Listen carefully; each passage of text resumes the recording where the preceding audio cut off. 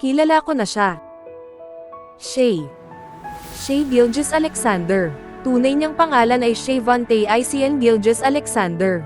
Kilala sa kanyang initials na SGA, isang Canadian professional basketball player para sa Oklahoma City Thunder ng National Basketball Association. Naglaro siya ng isang taon ng basketball sa kolehiyo para sa Kentucky Wildcats. At napiling ika-11 sa pangkalahatan ng Charlotte Hornets sa 2018 NBA Draft bago i-trade sa Los Angeles Clippers ng gabi ring iyon. Siya rin ay naging NBA All-Star at kasama sa 2023 All-NBA First Team. Ipinanganak noong July 12, 1998 sa Toronto, Ontario, Canada kina Charmaine Gilgeous at Von Alexander. Ang kanyang ina si Charmaine, ay isang dating track athlete na nakipagkumpetensya para sa Antigua at Barbuda sa 1992 Summer Olympics. Ang kanyang ama, si Von, ang nagturo sa kanya ng basketball noong kanyang kabataan.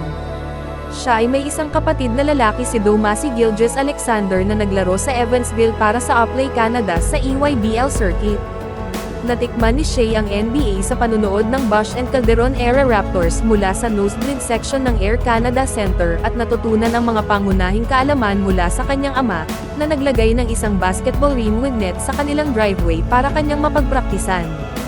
Pagkatapos lumipat sa Hamilton, Ontario sa edad na 10, sumali siya sa isang lokal na programa na tinatawag na UPLAY Canada. Nagsimula siya sa high school sa Hamilton sa St. Thomas More Catholic Secondary School bago lumipat sa Sir Allan McNabb Secondary School. Pagkatapos ay lumipat siya sa Hamilton Heights Christian Academy sa Chattanooga, Tennessee para sa kanyang junior at senior na taon upang mapabuti ang kanyang mga kasanayan sa basketball.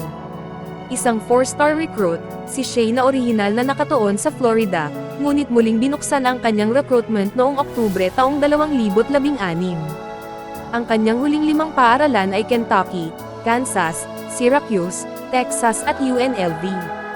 At di nagluwat, inihayag niya ang kanyang desisyon na maglaro ng basketball sa Kentucky. Siya ay pinangalan ng pinakamahalagang manlalaro ng Kentucky Derby Classic, ang kanyang pag-unlad mula sa 6th man hanggang sa panimulang point guard. Nagpatuloy siya sa pamumuno sa koponan para sa mga sumusunod na laro at ipinagpatuloy ang momentum na iyon sa NCAA tournament. Pagkatapos maglaro ng mahusay na basketball sa unang 2 round na laban, ang Kentucky ay natalo sa Sweet 16.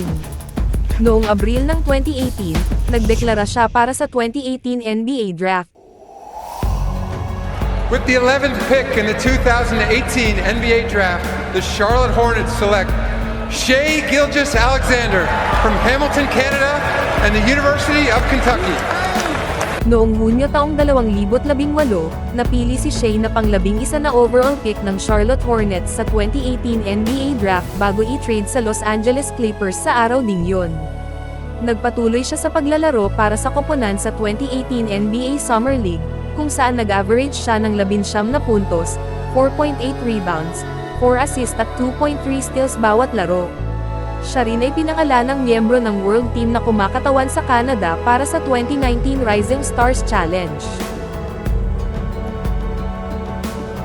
Matapos ang isang season sa Clippers, siya kasama si Gallinari ay pinagpalit sa Oklahoma para sa NBA star na si Paul George. Sa kanyang unang taon sa Oklahoma City, siya ang kanilang nangungunang scorer at tinulungan silang makapasok sa playoffs bilang ika-5. Matapos harapin ang mga injuries sa susunod na 2 season, si Shea ay pinangalanan sa kanyang unang NBA All-Star Game at binoto sa All-NBA First Team noong 2023, at siya rin ay nagtapos sa ika-4 sa liga sa pag-score na may 31.4 puntos bawat laro.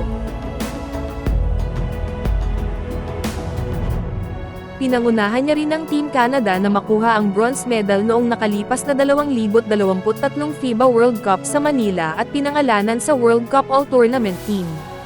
Binigyan siya ng Northern Star Award bilang Canadian Athlete of the Year, ang pangalawang basketball player lang na pinarangalan. Thank you for watching.